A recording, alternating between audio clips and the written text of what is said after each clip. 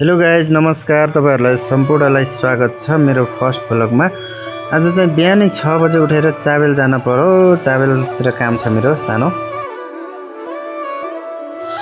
यो चाहिँ हाम्रो तरकारी खाने पसल हो, तरकारी पसल। हामी चाहिँ तरकारी यहीँबाट खाइन्छ। अनि यहाँबाट हामी लागेर हामी यो ओरालो हुँदै हामी ठ्याक्क नेपालटार पुग्छौं। अनि यो उकालोमा चाहिँ आउँदाखेरि चाहिँ लास्टै लोड पर्छ।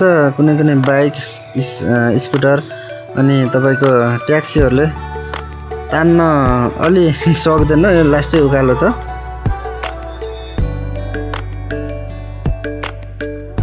अनि मेरो फर्स्ट भ्लग हो। अब फर्स्ट भ्लगमा अब भिडियो क्वालिटी राम्रो नहोला, साउन्ड क्वालिटी राम्रो नहोला, तपाईहरु भन्दै जानु होला, कमेन्ट गर्दै जानु होला। म चाहिँ सुधार्दै जाने छु है। त्यही त हो नि, सिक्दै जाने हो। यो फेरि हाम्रो युरेका हाई स्कुल हो। युरेका हाई स्कुल यहाँको अलि फेमस हाई स्कुल हो। यहाँ फुटसल पनि छ साइडमा। फुटसल चाहिँ यो स्कुलकै हो सायद।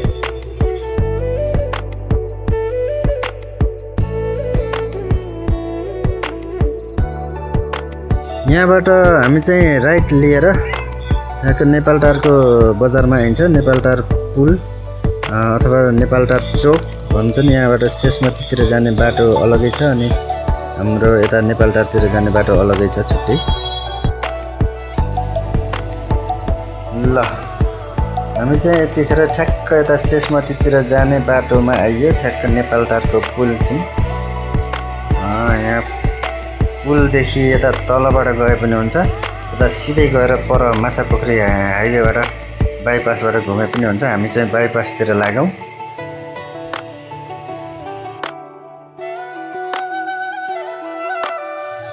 यहाँबाट सिधा चाहिँ नजानु होला, सिधा चाहिँ वान वे हो। यहाँबाट राइट लिएर ठ्याक्क बाइपास निस्किनु होला।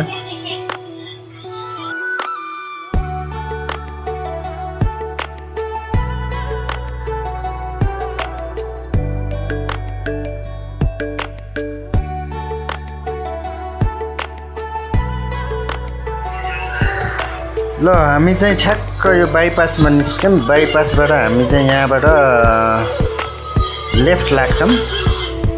लेफ्ट लागेर हामी चाहिँ के अरे ठ्याक्क यहाँ माछापोखरी पुगिन्छ। यहाँ चाहिँ तरकारी बजार बिहानमा 8 बजेसम्म, बिहान 2-3-4 बजेबाट 8 बजेसम्म तरकारी बजारको एकदम भिड लागेको हुन्छ। यो भिड चाहिँ पुरै तरकारी किन्नेहरूको र तरकारी पसलहरूको हो।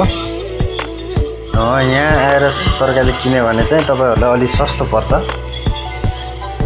हामी पनि कहिले कसो यहीँबाट नै तरकारी लाने गर्छौं। अब बिहान उठ्न सकिन्न। अब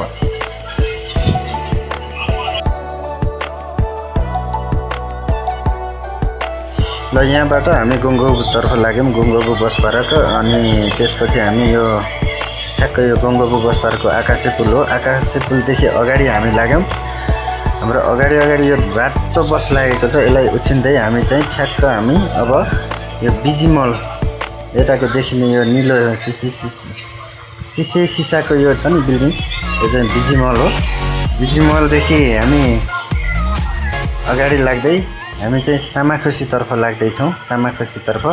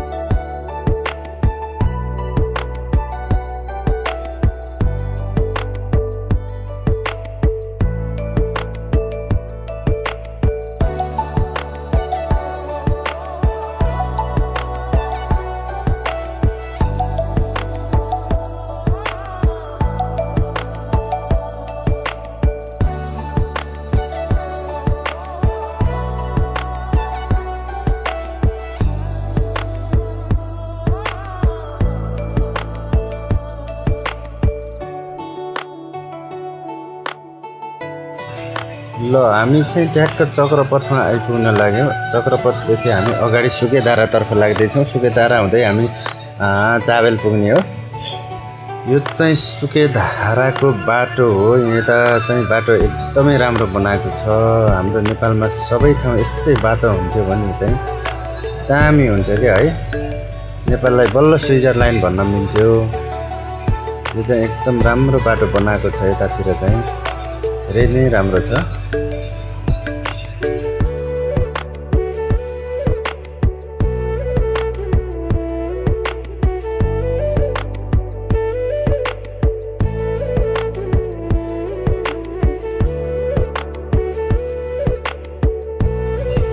ल कतारको एमबिसी चाहिँ यो सेतो बिल्डिङ हो। सेतो र सिसाको भएको कटारको एमबिसी बिल्डिङ हो। अनि यहाँदेखि हामी अगाडि लाग्यौँ।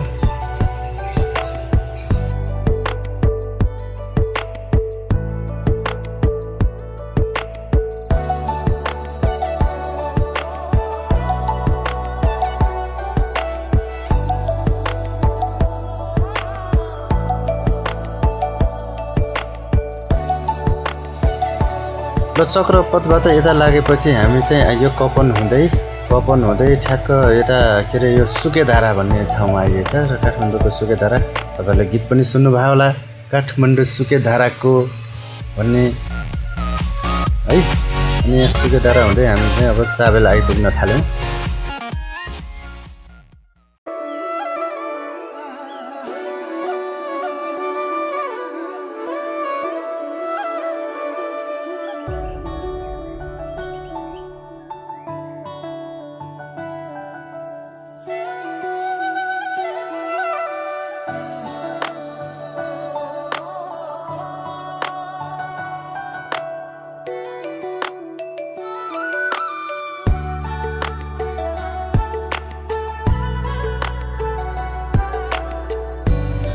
ल हामी चाहिँ चाबेल आइपुग्न थाल्यौँ। चाबेलमा मेरो एकैछिन काम छ, आधा घन्टा जति।